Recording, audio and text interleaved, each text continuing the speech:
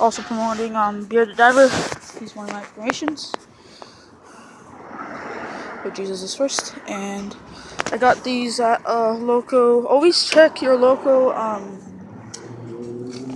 schools and churches, because they're always remodeling stuff. So we got all that in church. And I think the other two items, like this and some other two items, I got them at the. I think they're gonna be about $3 to $4 for this. Last time I run in some of these, they I think they paid me like $4.